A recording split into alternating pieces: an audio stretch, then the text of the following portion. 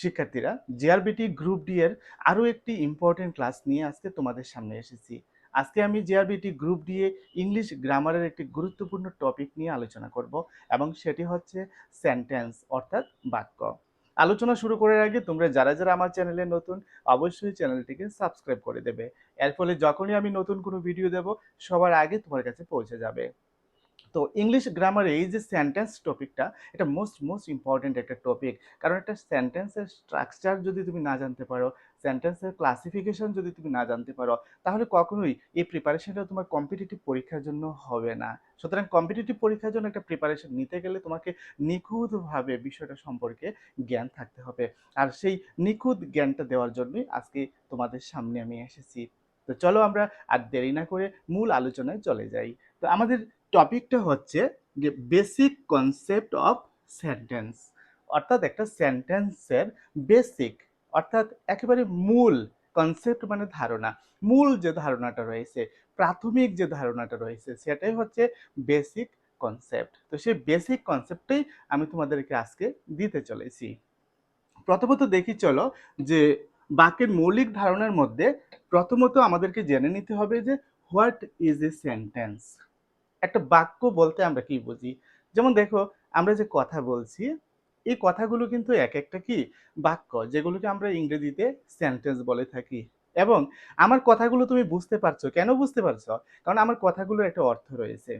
এবং আমি যে কথাগুলো বলছি, এখানে শব্দগুলোর মধ্যে একটা বিন্যাস রয়েছে। যেমন আমি ভাত খাই, এটাকে কিন্তু এভাবে বলা যায় যে ভাত আমি খাই। হ্যাঁ, আমি খাই ভাত, নানাভাবে বলা যায়, কিন্তু শব্দের সঠিক বিন্যাস কিন্তু এগুলো না। শব্দের সঠিক বিন্যাস হচ্ছে ওই বাক্যটাই, যেই বাক্যটা শুনে তুমি সম্পূর্ণভাবে অর্থ বুঝতে পারছো, তোমার কাছে মনে হচ্ছে যে না ঠিকঠাকভাবে বলা হচ্ছে, তখনই তোমার কাছে মনে হবে যে না এই বাক্যটার মধ্যে শব্দের বিন্যাসও ঠিক রয়েছে এবং এই বাক্যটার অর্থও ঠিক আছে। আর আমি যদি একটা বাক্য বলি আর তুমি যদি সেটার অর্থ বুঝতে না পারো, তোমার কাছে যদি মনে হয় যে কি বলছে আমি কিছুই বুঝতে পারছি না, তখনই ধরে নেবে যে এটা বাক্য নয়, অর্থাৎ এটার মধ্যে শব্দগুলোর সঠিক বিন্যাস নেই, কিংবা যে শব্দগুলো আমি ব্যবহার করছি ওই শব্দগুলোর কোনো অর্থ নেই। তো যাই হোক, চলো এখানে সেন্টেন্সের ডেফিনেশনে বলা হয়েছে a sentence is a group of words, অর্থাৎ বাক্য হচ্ছে গ্রুপ অফ ওয়ার্ডস, কতগুলো শব্দের একটা গ্রুপ, একটা সমষ্টি, that makes a complete sense or meaning, যেগুলো একটা সম্পূর্ণ অর্থ প্রকাশ করবে, একটা সেন্স প্রকাশ করবে, একটা ভাব প্রকাশ করবে, তখনই সেটা হবে সেন্টেন্স। অর্থাৎ আমরা যদি বাংলাতে বলি যে একটি শব্দগুচ্ছ যা পূর্ণার্থ প্রকাশ করে, পূর্ণার্থ পূর্ণযোগ অর্থ অর্থাৎ সম্পূর্ণ অর্থ প্রকাশ করবে এমন কিছু শব্দগুচ্ছ, সেটাই হচ্ছে সেন্টেন্স। যেমন এখানে বলা হয়েছে হি ইজ প্লেয়িং, সে খেলছে। তুমি বুঝতে পারছো, সে খেলছে তার মানে সে মাঠে খেলছে বা কোথাও খেলছে, এটার অর্থটা তুমি বুঝতে পারছো, মানে এটা হচ্ছে একটা সেন্টেন্স বা বাক্য। আই লাভ মাই কান্ট্রি, আমি আমার দেশকে ভালোবাসি। এক্ষেত্রেও দেখো তুমি বুঝতে পারছো যে আমি আমার দেশের ভালোবাসার কথা এখানে বলছি, তার মানে এগুলো প্রত্যেকটাই হচ্ছে এক একটা কি সেন্টেন্স। এবার ইম্পর্টেন্ট টপিকটা হচ্ছে পার্টস অফ এ সেন্টেন্স। একটা সেন্টেন্সের কি কি পার্ট থাকে এগুলো নিয়ে আগেও কোনো না কোনো ক্লাসে আলোচনা করা হয়েছে, তারপর আমি তোমাদেরকে রিমাইন্ড করে দিচ্ছি। একটি বাক্য প্রধানত তিনটি অংশ নিয়ে গঠিত। কটি অংশ নিয়ে গঠিত? তিনটি অংশ নিয়ে গঠিত। যেমন এক নাম্বার হচ্ছে কি সাবজেক্ট, দুই নাম্বার কি, দুই নাম্বার হচ্ছে ভার্ব। সাবজেক্ট কোনটি? সাবজেক্ট হচ্ছে বাক্যে যে কাজটি করে বা যার সম্পর্কে বলা হয় সেটাই হচ্ছে সাবজেক্ট। অর্থাৎ একটা সেন্টেন্সের মধ্যে যে কাজ করে বা যার সম্পর্কে কিছু বলা হয় সেটাই হচ্ছে সাবজেক্ট। আর ভার্ব কি? ভার্ব হচ্ছে যে কাজটি করা হচ্ছে, অর্থাৎ যেই শব্দটা দিয়ে কাজ করা বোঝাচ্ছে সেটা হচ্ছে ভার্ব। এবং আরেকটা পার্ট, সেটা কি? সেটা হচ্ছে অবজেক্ট, যেটাকে বাংলায় আমরা বলে থাকি কর্ম। কর্মটা কি? যেটার উপর কাজের প্রভাব পড়ে, অর্থাৎ আমি কোন কাজটা করি, আমি কি করি, অর্থাৎ কর্তা কি করে, সাবজেক্টে কি করে, সেটাই হচ্ছে কর্ম বা অবজেক্ট। উদাহরণ, যেমন শি রিডস এ বুক, সে একটা বই পড়ে। এখানে সাবজেক্ট হচ্ছে শি। ভার্ব কি? ভার্ব হচ্ছে রিডস, রিডস মানে পড়ে, এটা একটা কাজ। আর অবজেক্ট কি? অবজেক্ট হচ্ছে এ বুক, মানে একটি বই। আশা করি বুঝতে পেরেছো সাবজেক্ট, ভার্ব এন্ড অবজেক্ট। যার সম্পর্কে কিছু বলা হবে সেটা হচ্ছে সাবজেক্ট। যেমন শি রিডস এ বুক, কার সম্পর্কে বলা হয়েছে?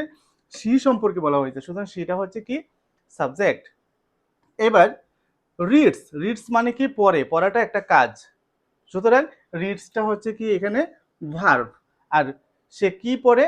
সে একটি বই পড়ে, তাহলে একটি বই সেটা হচ্ছে অবজেক্ট। আর যদি আমরা দুইটা পার্টে ভাগ করি, একটা পার্ট হবে সাবজেক্ট আর একটা পার্ট হবে প্রেডিকেট। সাবজেক্ট আর প্রেডিকেট, প্রেডিকেটেরই দুইটা অংশ, ভার্ব অ্যান্ড অবজেক্ট। আশা করি বুঝতে পেরেছো। এবার চলো ক্যারেক্টারিস্টিক্স অফ এ সেন্টেন্স, একটা সেন্টেন্সের কি কি বৈশিষ্ট্য থাকবে, কখন একটা বাক্য আমরা পুরোপুরি এটাকে বাক্য হিসেবে অভিহিত করতে পারবো বা সেন্টেন্স আমরা বলতে পারবো। যেমন হ্যাভ মিনিং, এটার কি থাকবে? অর্থ থাকবে, এটা অর্থবোধক হতে হবে। দ্বিতীয়ত have at least A subject and a verb, কমপক্ষে একটা সাবজেক্ট থাকতে হবে, একটা ভার্ব থাকতে হবে। আর মনে রাখবে অনেক সময় সাবজেক্ট সরাসরি সেন্টেন্সে থাকে না, এটা গোপন থাকে, এটা উজ্জ্ব থাকে, তখনও কিন্তু আমরা এই সেন্টেন্সে বলবো যে সাবজেক্ট আছে। কথার কথা গো দেয়ার, সেখানে যাও, মানে কি ইউ গো দেয়ার, মানে তুমি সেখানে যাও, ইউটা বলতে হয় না।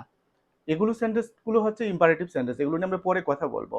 তো যাই হোক, যে অ্যাটলিস্ট একটা সাবজেক্ট থাকবে এবং একটা ভার্ব থাকবে, তখনই সেটা কি হবে? সেটা হবে একটা sentence. Without verb there is no sentence, কোনো ভার্ব ছাড়া কোনো সেন্টেন্স হয় না। তো maintain a proper word order, যেটা আমি আগে বলেছিলাম যে শব্দের বিন্যাস, এলোমেলো ভাবে শব্দগুলো লিখে দিলেই বাক্য হয়ে যাবে না, বাক্য হতে গেলে শব্দগুলোকে সঠিক বিন্যাসে লিখতে হবে। আমি খাই ভাত, এটা না, আমি ভাত খাই, তখনই সেটা একটা বাক্য হবে, সেটা একটা সেন্টেন্স হবে। এই বৈশিষ্ট্যগুলো যদি থাকে তখনই সেটাকে আমি একটা সেন্টেন্স বা বাংলাতে বাক্য বলতে পারি। এবার চলো আমরা ক্লাসিফিকেশন করে নেই, অর্থাৎ শ্রেণী বিভাগ করে নেব সেন্টেন্সগুলোকে। সেন্টেন্সগুলোকে যখন আমরা শ্রেণী বিভাগ করি, দুইটা দিক থেকে আমরা শ্রেণী বিভাগ করি। যেমন প্রথমটা হচ্ছে অর্থ অনুসারে, কি অনুসারে? প্রথমটা হচ্ছে অর্থ অনুসারে, এবং দ্বিতীয়টা হচ্ছে স্ট্রাকচার বা গঠন অনুসারে। যেমন অ্যাকর্ডিং টু মিনিং, অর্থ অনুসারে এই শ্রেণী বিভাগে বাক্যের ব্যবহারিক অর্থ বা উদ্দেশ্য অনুযায়ী 5টি ভাগে ভাগ করা হয় অর্থ অনুসারে। তো কি কি সেই ভাগগুলো চলো আমরা এক পলকে দেখে নিই, এরপর আমরা গঠন অনুসারে দেখে নেব। তো অর্থ অনুসারে যে 5 ভাগে ভাগ করা হয়, 1 নম্বর ভাগটার নাম হচ্ছে অ্যাসার্টিভ সেন্টেন্স। অ্যাসার্টিভ সেন্টেন্স নাম শুনেছ, কারণ আমরা ন্যারেশনে অ্যাসার্টিভ সেন্টেন্সের কথা বলেছি, টেন্স যখন করিয়েছি তখন তোমাদের অ্যাসার্টিভ সেন্টেন্সের কথা বলেছি। অ্যাসার্টিভ সেন্টেন্স হবে যে বাক্য দ্বারা কোনো বিষয় বা ঘটনা সম্পর্কে সাধারণভাবে কিছু বলা হয়, একটা স্টেটমেন্ট দেওয়া হয়, একটা বর্ণনা দেওয়া হয়। এবং এই অ্যাসার্টিভ যে সেন্টেন্সগুলো, ওই সেন্টেন্সগুলোতে সাধারণত সাবজেক্ট যুগ ভার্ব যুগ অবজেক্ট ওই আকারে একটা সেন্টেন্স লিখতে হয়। কিন্তু এই অ্যাসার্টিভ সেন্টেন্স দুই রকম হতে পারে, হাবোধকও হতে পারে, না বোধকও হতে পারে। অর্থাৎ কোনো একটা বাক্য দিয়ে হাবোধক কিছু বোঝাবে, অর্থাৎ পজিটিভ কিছু বুঝাবে, আবার কিছু কিছু বাক্য থাকবে এটা দিয়ে না বোধক কিছু বুঝাবে, অর্থাৎ নেগেটিভ বুঝাবে। যেটা পজিটিভ বোঝায় এটাকে বলি আমরা অ্যাফার্মেটিভ, আর যেটা না বোধক ওইটাকে বলি নেগেটিভ। তো চলো অ্যাফার্মেটিভ বা হা সূচক, যেমন I love my country, I love my parents, এই ধরনের যে বাক্যগুলো, এগুলো সবগুলোই হচ্ছে অ্যাফার্মেটিভ, কারণ এগুলোর মধ্যে কোনো না শব্দ নেই। আই লাভ, আমি ভালোবাসি, মাই প্যারেন্টস, আমার পিতা মাতাকে, এখানে না বোধক কিছু নেই, সুতরাং এটা হচ্ছে affirmative. I don't lie, I do not লাই, মানে আমি মিথ্যা বলি না, এখানে দেখো না কথা এসেছে, যখন না কথা এসেছে তখনই এটা কিন্তু হয়ে গেছে কি নেগেটিভ। অর্থাৎ সেন্টেন্সের মধ্যে যখন না কথাটা আসবে তখন সেটা নেগেটিভ হয়ে যাবে, আর যখন হা থাকবে, না বোধক কিছু থাকবে না, তখন সেটা হয়ে যাবে অ্যাফার্মেটিভ। আর এই অ্যাফার্মেটিভ আর নেগেটিভ মিলিয়েই এই অ্যাসার্টিভ সেন্টেন্সগুলো হয়। অর্থাৎ অ্যাসার্টিভ সেন্টেন্সগুলোতে দুইটা ভাগ বোঝায়, হয়তো হা বোধক নয়তো না বোধক। তো বাংলাতেও যদি আমরা বলি সে স্কুলে যায়, এটা হচ্ছে হা বোধক বাক্য। আমি মিথ্যা বলি না, এটা হচ্ছে না বোধক বাক্য। এবার চলো আমাদের 2 নম্বর যে সেন্টেন্সটা, ইন্টারোগেটিভ সেন্টেন্স বা প্রশ্নবাচক বা প্রশ্নবোধক যে বাক্যগুলো, ইন্টারোগেটিভ সেন্টেন্স। তোমরা সবাই বুঝতে পারো ইন্টারোগেটিভ কোনগুলো, যেই সেন্টেন্সগুলো দিয়ে কোনো প্রশ্ন করা হয় এবং সেন্টেন্সগুলোর শেষে একটা প্রশ্নবোধক চিহ্ন থাকে, ইন্টারোগেটিভ সাইন থাকে, আমরা সবাই জানি। যে বাক্য প্রশ্ন করে বা উত্তর জানতে চায়, তো দুই ধরনের হয়। এই ধরনের প্রশ্নবোধক বাক্যগুলো দুই ধরনের হয়। কোনো কোনো বাক্য আছে যেগুলোর উত্তর হ্যাঁ অথবা না দিয়ে করা যায়, যেমন তুমি কি ভালো আছো, হ্যাঁ অথবা না। তুমি ভাত খেয়েছো, হ্যাঁ অথবা না। আবার কিছু কিছু বাক্য আছে হ্যাঁ বা না দিয়ে উত্তর করা যায় না। তোমার নাম কি? তোমার বাবার নাম কি? তুমি কোথায় থেকে এসেছো? তুমি কখন এসেছো? তুমি হ্যাঁ বা না দিয়ে কিন্তু এগুলোর উত্তর করতে পারবে না। সুতরাং এইরকম ভাবে আমরা সেন্টেন্স গুলোকে দুই ভাগে ভাগ করতে পারি। ইন্টারোগেটিভ সেন্টেন্স গুলোকে কোনো কোনো সেন্টেন্স যেগুলো হ্যাঁ বা না দিয়ে উত্তর করা যায়, আর কোনো কোনো সেন্টেন্স যে হ্যাঁ বা না দিয়ে উত্তর করা যায় না। যেগুলো হ্যাঁ বা না দিয়ে উত্তর করা যায় এগুলো সাধারণত ডু ভার্ব দিয়ে শুরু হয়, হ্যাঁ, বা হ্যাভ ভার্ব দিয়ে শুরু হয়, যেমন do, does, did, have, has, এইগুলো দিয়ে শুরু হয়, বা কোনো মডেল দিয়ে শুরু হয়, যেমন ক্যান দিয়ে শুরু হতে পারে, শ্যাল দিয়ে শুরু হতে পারে, উইল দিয়ে শুরু হতে পারে, যেগুলো ইয়েস অথবা নো দিয়ে আনসার করা যায়। আর বাকি যে সেন্টেন্সগুলো যেগুলো ইয়েস বা নো দিয়ে আনসার করা যায় না, ওইগুলোকে সাধারণত ডাব্লিউএইচ ওয়ার্ড বলা হয়, যেমন হো, হুইজ, হাউ, হোয়েন, এই ধরনের যে ওয়ার্ডগুলো যেগুলো ডাব্লিউএইচ ওয়ার্ড, এগুলো দিয়ে সাধারণত এগুলো রিলেটিভ প্রনাউন বলা হয়। সাধারণত এগুলো দিয়ে প্রশ্ন করা হয়। যেমন ডু ইউ লাইক ম্যাঙ্গোস, তুমি কি আম ভালোবাসো? ইয়েস অর নো, ডো দিয়ে শুরু হয়েছে। হোয়াট ইজ ইউর নেম, তোমার নাম কি? এটা হোয়াট দিয়ে শুরু হয়েছে। তুমি লক্ষ্য করো, ইয়েস নো দিয়ে উত্তর করা যায়, এটা ডো দিয়ে শুরু হয়েছে। আর what is your name, yes no দিয়ে উত্তর করা যায় না, এটা হোয়াট দিয়ে শুরু হয়েছে।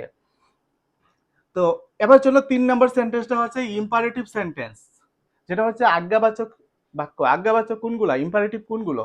যে সেন্টেন্সগুলো দিয়ে তিনটা জিনিস বোঝাবে। নাম্বার 1 আদেশ, নাম্বার 2 উপদেশ, নাম্বার 3 অনুরোধ। যেমন কোন সেন্টেন্সগুলো আদেশ, যে সেন্টেন্সগুলো তোমাকে নির্দেশ করবে কিছু একটা করার জন্য। যেমন আমি যদি তোমাকে বলি দরজাটি খুলে দাও, জানলাটি খুলে দাও, পড়তে বসো, এই সবগুলো বাক্য কি করে আদেশ করে। সুতরাং এগুলো ইম্পারেটিভ সেন্টেন্স। উপদেশ, কখনো মিথ্যা কথা বলবে না, সবসময় গরিবদের সহযোগিতা করবে, ভালো করে পড়াশোনা করবে, এগুলো সবগুলো কি উপদেশ। যেগুলো মনে হবে তোমার কাছে ইস আমাকে জ্ঞান দিচ্ছে, ওই সবগুলো বাক্যই হচ্ছে উপদেশ। তোমার কাছে মনে হবে আমাকে কেন এগুলো বলে, আমি কি আর জানি না। কেউ যদি তোমাকে বলে যে কখনো মিথ্যা কথা বলবে না, তোমার মনে হবে কি ইস আমাকে জ্ঞান দিচ্ছে, আমি সত্য কথা সবসময় বলি না, আমি সবসময় মিথ্যা কথাই বলি, এরকম এরকম মনে হবে তোমার কাছে। তো যাই হোক, বুঝতে পেরেছো কোনগুলো ইম্পারেটিভ। আরেকটা হচ্ছে অনুরোধ, রিকোয়েস্ট বুঝাবে। আমাকে এক গ্লাস জল দাও, তোমার কলমটি আমাকে দাও, যা আমাকে একটু সাহায্য করো। এই ধরনের প্রত্যেকটা বাক্যের মধ্যে কি থাকে, একটা অনুরোধের ভাব থাকে। সুতরাং এই প্রত্যেকটা বাক্য কি, প্রত্যেকটা বাক্য হচ্ছে ইম্পারেটিভ সেন্টেন্স। এই সেন্টেন্সগুলোর একটা বিশেষ বৈশিষ্ট্য দেখো, সাবজেক্ট প্রায় গোপন থাকে। সাবজেক্ট কিভাবে গোপন থাকে, যেমন ক্লোজ দি ডোর, অর্থাৎ দরজাটি বন্ধ করো, মানে কি you close the door. Close the door মানে ইউ ক্লোজ দি ডোর, অর্থাৎ এই সেন্টেন্সগুলোর মধ্যে সাবজেক্টটা থাকে না, কিন্তু সাবজেক্টটা গোপন থাকে। সাবজেক্ট নেই আমরা বলতে পারবো না, সাবজেক্ট আছে কিন্তু সেটা গোপন থাকবে, এবং ভার্ব থেকে সেন্টেন্সটা শুরু হবে। যেমন close the door, please help me, আমাকে অনুগ্রহ করে সাহায্য করে, তার মানে ইউ প্লিজ হেল্প মি, তুমি অনুগ্রহ করে আমাকে সাহায্য করো। এগুলো হচ্ছে কি ইম্পারেটিভ সেন্টেন্স। এবার আমরা দেখব যে এক্সক্লেমেটরি সেন্টেন্স। এক্সক্লেমেটরি সেন্টেন্স যেটাকে বলি আমরা বিস্ময়বোধক বাক্য। কোনগুলো, যেগুলো দিয়ে মনের একটা আবেগ প্রকাশ করা হবে, একটা বিস্ময় প্রকাশ করা হবে, একটা আনন্দ, দুঃখ, এই ভাবগুলো যখন প্রকাশ পাবে তখনই সেটা এক্সক্লেমেটরি সেন্টেন্স হয়ে যাবে।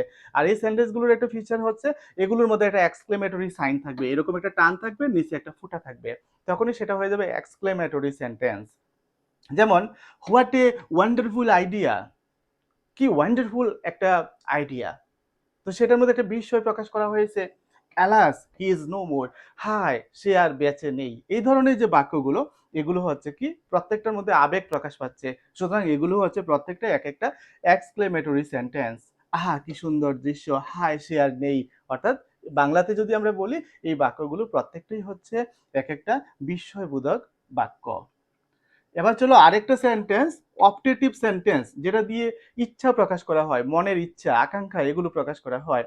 আমি কারোর জন্য মঙ্গল কামনা করলাম, কারোর জন্য প্রার্থনা করলাম, এই ধরনের যে বাক্যগুলো, বা আমি মনে মনে কিছু আশা করলাম, এই ধরনের যে বাক্যগুলো, এই সবগুলোই হচ্ছে অপটেটিভ সেন্টেন্স, যেখানে শুভ কামনা, প্রার্থনা, আশীর্বাদ বা ইচ্ছা প্রকাশ পায়। যেমন আমি যদি বলি মে গড ব্লেস ইউ, অর্থাৎ ভগবান তোমার মঙ্গল করুক।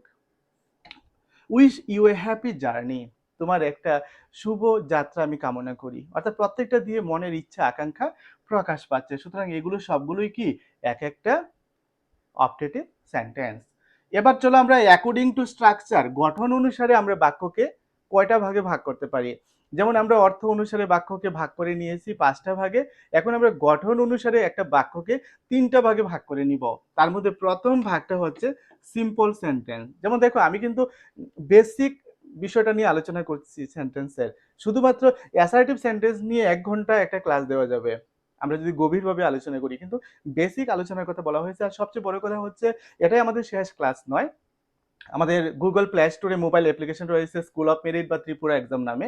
ওই অ্যাপ্লিকেশনের মধ্যে আমাদের সমস্ত কম্পিটিটিভ পরীক্ষার স্টাডি ম্যাটেরিয়াল দেওয়া রয়েছে। আর ওই অ্যাপের ভিতরে প্রত্যেকটা টপিকের উপরে গভীর বিশ্লেষণমূলক যে ক্লাসগুলো ওইগুলো আছে, ওইগুলো ওইখান থেকে তোমরা দেখে নিতে পারবে। তার জন্য অবশ্যই সাবস্ক্রিপশন নিতে হবে আমাদের স্কুল অফ মেরিট অথবা ত্রিপুরা এক্সাম মোবাইল অ্যাপ্লিকেশনের মধ্যে। আমি শুধুমাত্র বেসিক ক্লাসগুলো ইউটিউবে তোমাদেরকে দিচ্ছি, আর যেই ক্লাসগুলো অ্যাডভান্স লেভেলের ক্লাস ওইগুলো সবগুলো আমাদের মোবাইল অ্যাপ্লিকেশনের মধ্যে পাবে। যেমন এখানে যে ম্যাটেরিয়ালটা স্টাডি ম্যাটেরিয়ালটা এটাও পিডিএফ আকারে আমাদের মোবাইল অ্যাপ্লিকেশনের মধ্যে পেয়ে যাবে। এবং এই স্টাডি ম্যাটেরিয়ালের শেষে এমসিকিউ কোশ্চেন আছে, যেই লেভেলের কোশ্চেন তোমাদের পরীক্ষায় আসার সম্ভাবনা রয়েছে ওই ধরনের কোশ্চেনগুলো তোমরা ওই পিডিএফ গুলোর মধ্যে পাবে। তার জন্য অবশ্যই ন্যূনতম প্রাইসে সাবস্ক্রিপশন নিতে হবে আমাদের মোবাইল অ্যাপ্লিকেশনে। বিস্তারিত জানতে কল কিংবা হোয়াটসঅ্যাপ করে উপরে স্ক্রিনে দেওয়া নম্বরে। তো চলো আমরা সিম্পল সেন্টেন্স দেখে নিই যে একটি মাত্র মেইন ক্লজ থাকে। ক্লজ কি? ক্লজ হচ্ছে এক একটা সেন্টেন্স, যে সেন্টেন্সগুলোর মধ্যে একটা সাবজেক্ট, একটা ভার্ব, একটা অবজেক্ট থাকবে, সেটাই হচ্ছে একটা ক্লজ। তো এখানে বলা হয়েছে মেইন ক্লজ। মেইন কেন বলা হয়েছে? কারণ ওইটা এমন একটা সেন্টেন্স যেই সেন্টেন্সটা নিজে নিজে অর্থ প্রকাশ করতে পারে, এই কারণে এটাকে মেইন ক্লজ বলা হয়েছে। যেমন আই রিড এ বুক, আমি রিড মানে পড়ি, এ বুক একটি বই, তার মানে সাবজেক্ট ভার্ব এবং অবজেক্ট রয়েছে। শি সিংস ওয়েল, সে ভালো গান গায়। এক্ষেত্রে দেখো সাবজেক্ট ভার্ব এবং অবজেক্ট, এবং এটা একটা অর্থ প্রকাশ করে। এটার অর্থ প্রকাশ করার জন্য অন্য কোনো সেন্টেন্সের উপর এটাকে নির্ভর করতে হচ্ছে না। সুতরাং এটা হচ্ছে কি মেইন ক্লজ, এবং এই একটা মেইন ক্লজ আছে মানে এটা হচ্ছে একটা সিম্পল সেন্টেন্স। এবার চলো আমরা দেখে নেই কম্পাউন্ড সেন্টেন্স বা যৌগিক বাক্য কোনগুলো। যৌগিক বাক্যে একের বেশি মেইন ক্লজ থাকবে, একের বেশি মেইন ক্লজ থাকবে, অর্থাৎ একের বেশি সেন্টেন্স থাকবে, ওইগুলো যুক্ত থাকবে কোনো একটা কনজাংশন দিয়ে। যেমন হি কেম, সে এসেছিল, অ্যান্ড আই লেফট, এবং আমি চলে গিয়েছিলাম। এখানে দেখো হি কেম এটা একটা ক্লজ এবং এটা মেইন ক্লজ, এটা নিজে নিজে অর্থ প্রকাশ করতে পারি। আই লেফট আমি গেলাম বা আমি ছেড়ে গেলাম, আমি চলে গেলাম, এটাও একটা অর্থ প্রকাশ করতে পারে, এটাও একটা মেইন ক্লজ। আর এই দুইটা মেইন ক্লজ একসাথে যুক্ত হয়েছে অ্যান্ড যে শব্দটা রয়েছে, অ্যান্ড যে কনজাংশনটা রয়েছে এটা দিয়ে। সুতরাং এটা হচ্ছে একটা কি সেন্টেন্স? Compound sentence. আর কম্পাউন্ড সেন্টেন্সে সাধারণত অ্যান্ড, বাট, অর এই ওয়ার্ডগুলো সচরাচর দেখে থাকবে, তখনই সেটা একটা কম্পাউন্ড সেন্টেন্স বা যৌগিক বাক্য হয়ে যায়। আই ওয়ান্টেড টু গো, আমি যেতে চেয়েছিলাম, বাট ইট ওয়াজ রেইনিং, কিন্তু বৃষ্টি পড়ছিল। তাহলে এখানেও দেখো আই ওয়ান্টেড টু গো আমি যেতে চেয়েছিলাম, এটা হচ্ছে একটা clause, main clause. It was raining বৃষ্টি পড়ছিল, বৃষ্টি হচ্ছিল, কিন্তু এই দুইটা যুক্ত হয়েছে কি দিয়ে? বাট দিয়ে। আশা করি বুঝতে পেরেছো। তো এবার চলো আরেকটা সেন্টেন্স নিয়ে আমরা কথা বলবো, সেটা হচ্ছে কমপ্লেক্স সেন্টেন্স বা যেটাকে আমরা জটিল বাক্য বলে থাকি। তো জটিল বাক্যের ব্যাপারটা কি? জটিল বাক্যের মধ্যে একটা থাকবে মেইন ক্লজ, আরেকটা থাকবে সাবঅর্ডিনেট ক্লজ। এক্ষেত্রে দুটোই বা দুইয়ের বেশি সবগুলো মেইন ক্লজ থাকবে না, এখানে একাধিক ক্লজ থাকবে কিন্তু একটা মেইন ক্লজ থাকবে, মানে নিজে নিজে অর্থ প্রকাশ করতে পারবে। আর আরেকটা সেন্টেন্স থাকবে ওইটা নিজে অর্থ প্রকাশ করতে পারবে না, মেইন ক্লজের উপর অর্থের জন্য নির্ভর করতে হবে। কিরকম বুঝিয়ে দিচ্ছি। যেমন আমি দেখিয়ে দিচ্ছি, আই নো মানে আমি জানি, আরেকটা ক্লজ হচ্ছে হি ইজ অনেস্ট, সে সৎ। এই ক্ষেত্রে দেখো আই নো ড্যাট এটাকে যদি আমরা একটা ক্লজ ধরি, হি ইজ অনেস্ট এটাকে যদি আমরা আরেকটা ক্লজ ধরি, এক্ষেত্রে তুমি লক্ষ্য করো হি ইজ অনেস্ট সে সৎ, এটা নিজে নিজে অর্থ প্রকাশ করতে পারছে। কিন্তু আমি যদি বলি আই নো ড্যাট আমি জানি যে, আমার অর্থটা কিন্তু সম্পূর্ণ হয়নি বা সেন্টেন্সও সম্পূর্ণ হয়নি, বা তুমি বুঝতে পারছো না, তুমি আমাকে জিজ্ঞাসা করবে যে তুমি কি জানো। কিন্তু এই অংশটা যদি বলি তোমার কোনো জিজ্ঞাসার প্রশ্ন থাকবে না যে হি ইজ অনেস্ট, আমি যদি বলি সে সৎ, তোমার আর কোনো কোয়েশ্চেন থাকবে না। কিন্তু এই পার্টটা আমি যদি বলি তোমার কাছে মনে হবে যে সেন্টেন্স শেষ হয়নি, তার মানে এটা হচ্ছে সাবঅর্ডিনেট ক্লজ, এটা হচ্ছে মেইন ক্লজ। এবং এই সাবঅর্ডিনেট ক্লজটার মধ্যেই এই ওয়ার্ডগুলো থাকবে, যেই ওয়ার্ডগুলো দুইটা সেন্টেন্সকে একসাথে যুক্ত করবে। যেমন আই নো আমি জানি, হি ইজ অনেস্ট সে সৎ, আর ডেট শব্দটা আই নো এবং হি ইজ অনেস্ট এই দুইটাকে একসাথে যুক্ত করে দিয়েছে। সুতরাং এটা কি? এটা হচ্ছে একটা জটিল বাক্য বা ইংরেজিতে আমরা বলতে পারি কমপ্লেক্স সেন্টেন্স। যেমন হোয়েন শি অ্যারাইভড সে যখন এসেছিল বা সে যখন পৌঁছেছিল, আই ওয়াজ স্লিপিং আমি ঘুমাচ্ছিলাম। তাহলে আই ওয়াজ স্লিপিং এটা হচ্ছে আমাদের মেইন ক্লজ, নিজে নিজে অর্থ প্রকাশ করতে পারছে, কিন্তু হোয়েন শি অ্যারাইভড এটা কিন্তু নিজে অর্থ প্রকাশ করতে পারছে না। সুতরাং এটা হচ্ছে সাবঅর্ডিনেট ক্লজ, এটা হচ্ছে কি মেইন ক্লজ। তাহলে এক্ষেত্রে দুইটা ক্লজ রয়েছে, একটা সাবঅর্ডিনেট একটা মেইন ক্লজ। সুতরাং এক্ষেত্রে এটাকে আমরা কি সেন্টেন্স বলবো? কমপ্লেক্স সেন্টেন্স বলবো। তো আশা করি তোমরা সেন্টেন্স সম্পর্কে বেসিক ধারণা নিতে পেরেছো। তো এতটুকু ধারণা যদি প্রাথমিকভাবে তোমরা নিতে পারো, এরপর তোমরা ডিটেলস সেন্টেন্স সম্পর্কে জানতে পারবে আমাদের পরবর্তী ক্লাসগুলোর মধ্য দিয়ে। তো এই পিডিএফটার মধ্যে দেখো মাল্টিপল চয়েস কোশ্চেন রয়েছে। একটা question, what is sentence? Sentence বলতে আমরা কি বুঝি? তার একটা দুইটা তিনটা চারটা অপশন থাকবে। তারপর আরো কোশ্চেন থাকতে পারে, which of the following is a complete sentence? নিচের কোনটা একটা সম্পূর্ণ সেন্টেন্স? এই ক্ষেত্রেও চারটা অপশন দেওয়া রয়েছে। তো এই ধরনের যে কোশ্চেনগুলো, যে ধরনের কোশ্চেনগুলো অ্যানালাইসিস করে তৈরি করা হয়েছে বিভিন্ন কম্পিটিটিভ পরীক্ষায় যে ধরনের কোশ্চেনগুলো এসেছিল, তো এখান থেকেই এই ধরনের কোশ্চেনগুলো কালেকশন করা হয়েছে। আর এই এমসিকিউ গুলো পেতে অবশ্যই সাবস্ক্রিপশন নিতে হবে আমাদের মোবাইল অ্যাপ্লিকেশনের মধ্যে, যেটা গুগল প্লে স্টোরে পাওয়া যাচ্ছে, স্কুল অফ মেরিট অথবা ত্রিপুরা এক্সাম। আজকে ক্লাস এখানে শেষ করছি। প্রত্যেকে ভালো থাকবে এবং আগামী ক্লাসে নতুন কিছু নিয়ে আসবো, দেখার আমন্ত্রণ তোমাদের রইল।